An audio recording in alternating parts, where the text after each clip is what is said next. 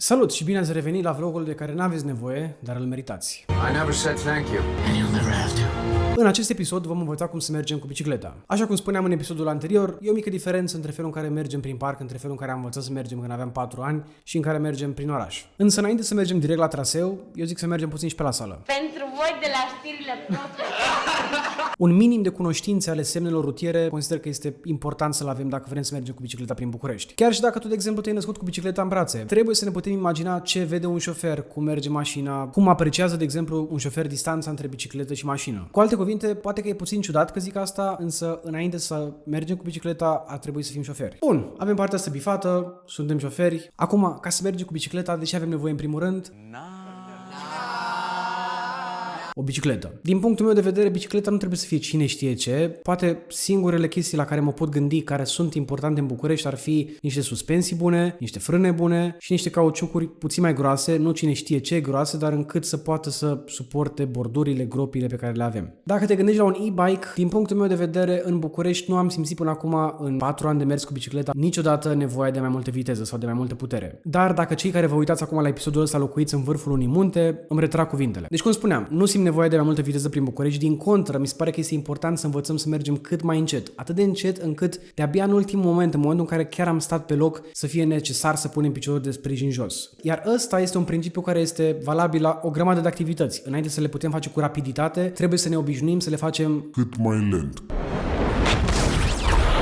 Trebuie să învățăm să putem să pornim de pe loc foarte, foarte încet și motivul principal pentru care spun asta este că nu de fiecare dată când o să plecăm de pe loc o să fie liber în față. Se întâmplă de foarte multe ori ca un pieton să traverseze fix în ultima secundă sau unul cu mașina eventual să facă dreapta fără să te fi văzut și din acest motiv dacă tu te dezechilibrezi foarte simplu și dacă îți tremură ghidonul când pleci de pe loc, nu cred că ești încă pregătit suficient încât să mergi cu bicicleta prin București. Ok, avem bicicletă, acum mai departe ne trebuie și cască. Nu o să mint, am mers foarte mult fără cască prin București, dar asta nu înseamnă că este bine ce am făcut. Știți vorba aia, să facem ce spune popa, nu Dorian Popa. Bun, cred că ați înțeles ideea. Casca este foarte importantă. Acum că avem bicicletă, cască, aș mai exersa puțin înainte să plec, adică dacă n-am mai mers de când eram mic, aș mai merge puțin prin parc, măcar să mă acomodez puțin cu mersul din nou, înainte să sar direct la mersul prin trafic. Acum că avem bicicletă, cu frâne bune, cu suspensii bune, cu cauciucuri groase, putem să plecăm. Da, putem să plecăm, doar că eu m-aș gândi din nou, așa cum spuneam și în primul episod, nu doar să merg weekendul următor când e cald și frumos afară, ci să o am la îndemână în orice moment când vreau să mă deplasez. Și revin asupra faptului că bicicleta ar trebui să se afle la parter într-un loc cât mai accesibil. Preferabil ar fi să fie undeva încuiată, într-o cameră special gândită pentru biciclete, dar acum, dacă nu este posibil, cred că ar fi important să ridicăm problema, de exemplu, dacă stăm la bloc pe grupul de locatari acolo unde știm că este armonie și pace și să găsim o soluție. Știu că ne gândim că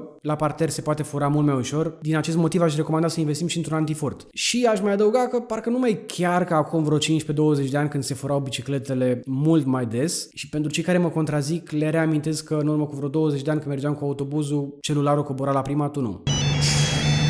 Ok, suntem acum nerăbdători să plecăm cu bicicleta și sunt total de acord. Dar de unde să plecăm și până unde? Nu-mi imaginez că toată lumea stă acum pe Calea Victoriei și are pistă de bicicletă în fața ușii. Așa că eu voi pleca de la premiza că nu avem pistă de bicicletă și oricum, în principiu, chiar nu avem. Chiar și dacă există anumite porțiuni, nefiind toate rețelele conectate de infrastructură, nu putem să pretindem că avem cu adevărat piste. Eu văd situația în felul următor. Bicicleta nu este mașină, bicicleta nu este nici pieton. Bicicleta n-ar trebui să meargă pe trotuar, cum n-ar trebui să meargă nici pe carosabil la un loc cu mașinile. Realitatea însă este alta. Legea spune că bicicleta trebuie să meargă pe carosabil. Tot legea spune că mașina atunci când depășește bicicleta pe carosabil trebuie să aibă o distanță de cel puțin 1,5 metri între ea și bicicletă. De cele mai multe ori, din nou, o să fiu cât se poate de sincer, cel puțin în București, cel puțin din ce am experimentat eu, de cele mai multe ori șoferii chiar păstrează o distanță cât se poate de confortabil pentru tine ca biciclist, astfel încât să nu fii în pericol. Aș spune că de cele mai multe ori, undeva poate 60% cam așa din situații. Un alt procent destul de mare, într-adevăr, sunt șoferi care nu păstrează distanța asta din vari motive, fie din inconștiență, fie din răutate. Nu o să vreau să intru în interpretarea motivelor pe care le au șoferii. Cert este că se întâmplă și aceste lucruri. Însă, tot de foarte multe ori, șoferii, fie că își doresc, fie că nu, pe anumite străzi, pe anumite bulevarde, dar mai ales pe anumite străzi, nu pot fizic să păstreze distanța minimă între ei și bicicletă. Care sunt consecințele? Ce se întâmplă? Păi tu, ca biciclist, tu ești nevoit să stai în spatele unei mașini, în spatele unui autobuz,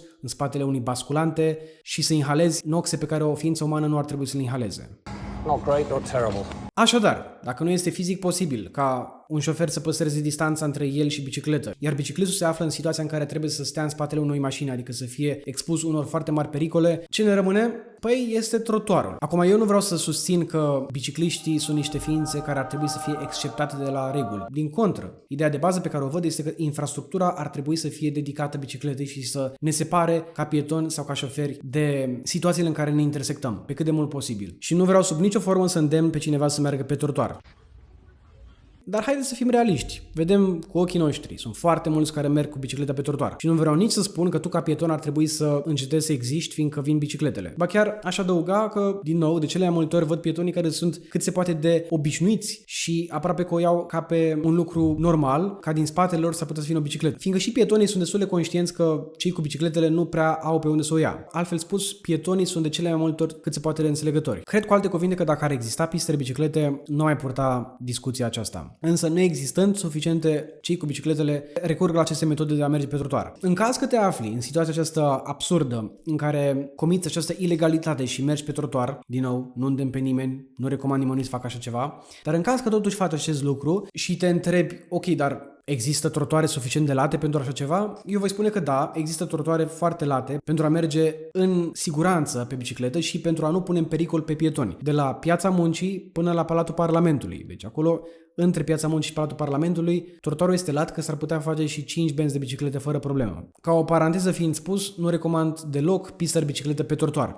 Doar spun că este suficient de lat încât să se poată construi măcar ceva. Un alt trotuar lat ar fi între Obor și cartierul armenesc. Adică sunt foarte multe locuri în care chiar se poate merge cu bicicleta, dar nu este legal. Nu recomand. Pe trotuar, de altfel, pietonul trebuie să aibă prioritate absolută. Nu pretind absolut deloc că dacă, prin absurd, te afli în această situație în care comiți această ilegalitate pe care nu o recomand, nu consider că ar trebui tu să ai pretenția să ai prioritate. Nu. Absolut deloc. Pietonul trebuie să aibă prioritate, trebuie să nu te deplasezi cu aceeași viteză cu care te-ai deplasa dacă ai merge pe carosabil. Este un mic compromis. Ești și tu în siguranță, dar ții cont și de pieton să fii și ei în siguranță. Cum faci chestia asta? Păi revin la viteză. Trebuie să știm să mergem încet, trebuie să știm să putem să frânăm în orice moment astfel încât să fim în siguranță. Dacă în fața noastră se află, de exemplu, copii și vedem chiar și de la distanță, ținem cont de chestia asta. Nu ne deplasăm pe lângă ei cu aceeași viteză cu care am merge în mod normal, ba chiar de foarte multe ori este important să ne oprim dacă se poate. Și pe lângă asta nu recomand absolut deloc să mergem pe lângă clădiri. Există supermarketuri, există magazine din care ies oameni, așa că trebuie să ținem cont să păstrăm o distanță, să nu ne apropiem de magazine, fiindcă cel care este în magazin nu să facă acum toate calculele posibile la toate probabilitățile când iese din clădirea respectivă să se gândească că acum o să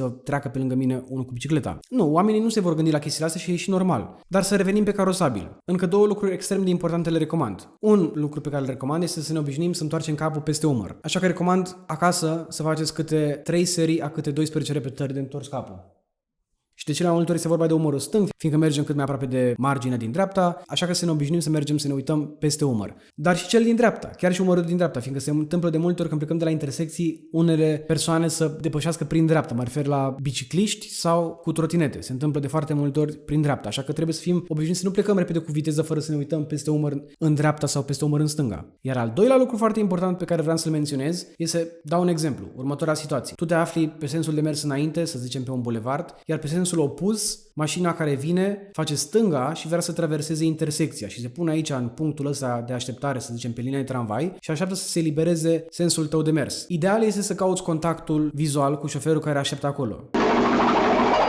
Acum nu să ai de fiecare dată acest lux și privilegiu de a obține contactul vizual când ți-l dorești. Dacă nu l-ai obținut, ideal ar fi măcar să faci tot posibilul să-ți dai seama că acea mașină, acel șofer este conștient de prezența ta. Și pentru a evita orice fel de pericol, din nou revin la viteză. Dacă intrăm într-o intersecție cu viteză foarte mare, o să ne fie foarte complicat să putem să frânăm în caz că totuși ne dăm seama că șoferul nu ne-a văzut. Și de asemenea să nu forțăm culoarea galbenă la semafor. Nu e ca la mașină, nici la mașină nu e ok.